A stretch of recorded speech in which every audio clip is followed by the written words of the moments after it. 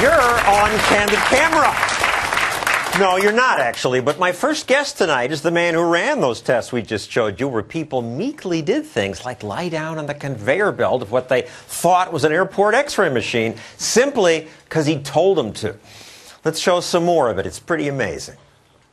Okay, just leaning forward, hands straight ahead of you. You don't have to climb in, I'll take care of it. Hands straight forward, head down. Here we go, are you all set? Lift your leg just a bit. Okay, put your legs down, legs down, legs down. Here we go now.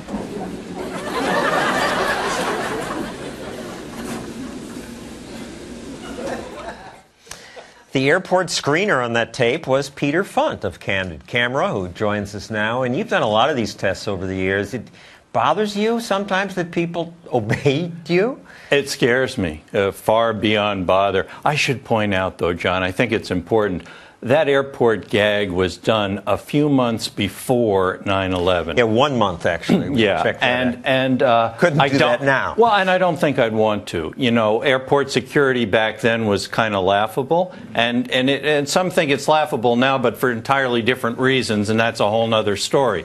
But we were simply there not to test security at an airport, but to demonstrate once again, as we have many times on Candid Camera, the power of authority and the way people will obey without thinking.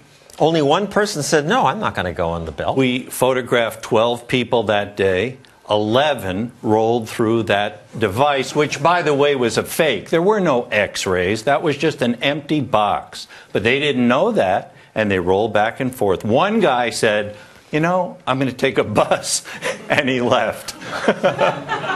Good for him. That's right. Now, you did this Texas is closed thing on the border.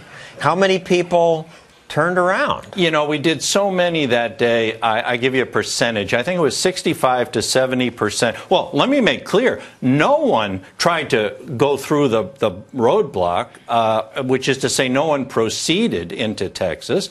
They either argued a bit or a few of them just backed up. Just literally backed up. And what gets me about that scene is that we didn't need a fancy uniform like you went out and got for your gag or that I had at the airport. We had a Texan with a cowboy hat and a clipboard. That's it. And we didn't put a big barricade there. He just went, hold it, and walked up and said, Texas is closed today. We have too many people. So you're going to have to back up. He said, by the way, I think Arkansas is open. And when people backed up, you would say, oh, this is Candid Camera, sure, and then you would let them through. But I should point out that not everyone obeyed. At least people talked back. We have a clip.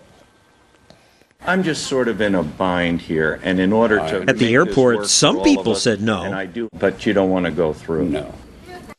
And at the Texas border, some people talked back to the fake cop. Because I've got my home, and I'm a taxpayer, and I go to my home. I live right up here in Panola, and I got to get to the house. Yeah, well, that's all there is to it. You can't stop me from going to my house. You can't stop me, but you did stop him. But at least he resisted. And you are encouraged by something you see now. I believe that at the airports now, even though our security may in fact be at greater risk, the social conditioning is reaching the point where people are kind of fed up with the process at the airport. Because there was this outcry over the scanners. Well, the scanners and then the physical exams and you know, the little kids. People are taking pictures. Well, and that social conditioning, whether you read about it, hear it on the radio, just talk about it with your friends, creates a powerful counterbalance to the authority situation. And that's good, you say? Well, I think it's good to a point. Yeah, I do. And you've done other studies. You once had a walk backwards zone? Yeah, don't forget, authority doesn't have to be a guy with a badge or even a clipboard. It can just be a sign. And we've had so many signs. And one of my favorites, was backward zone. So we put that on a sidewalk. Now there you need some group pressure, though, to stimulate the reaction. So we conveniently have a couple of our people walking down, and they turn and walk backwards. Wouldn't you know it, every unknowing person turns around, walk backwards. I don't know why, but they're doing it. I better do it too. So you and your father did these candid camera tricks for years. You've stopped now. How come? Briefly, you know, that's another story. We may be getting back sooner rather than later. And oh, thank you. Yes, my family agrees with you. But yeah, you know, candid camera started back in the 40s. And Dad did it for so long. I did over 200 episodes after he retired. And it just sort of keeps resting and then coming around again. I'm busy right now going through the library, which is why I'm so happy you called, because I'm looking through all this stuff and seeing, well, we were doing it for entertainment. What did we miss? What are the messages in here? And so I put together several dozen clips, and I go to business audiences, speaking engagements, with a program I call the Candid You.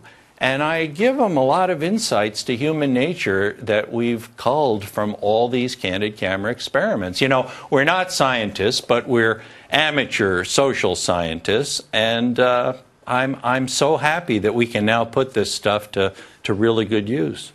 And one more example. You had a veterinarian tell dog owners that before the dog could get a shot, they would have to have a shot. A doctor is such a powerful authority that you could get that person to do almost anything. In this case, he had a needle. We got a horse syringe. The needle was about this long. The dog's about this big. And he says to the owner of the dog, you know, we found that the dog takes the needle a lot better if you demonstrate how easy it is. Whoa. Well, they didn't like it, but about half said, okay, you know, let me have it. You didn't actually give him the shot? No. Okay. All right, we have insurance, not that much, John. And one last piece of what I would call good news about people maybe thinking twice about just accepting authority. People are using their cell phone cameras to record the police as they arrest people. And the police sometimes arrest them, say, you can't take my picture, and courts have said, yes, you can, but the people spend the night in jail. Yeah, absolutely. As long as they don't call it candid cell phone, I'm all for it.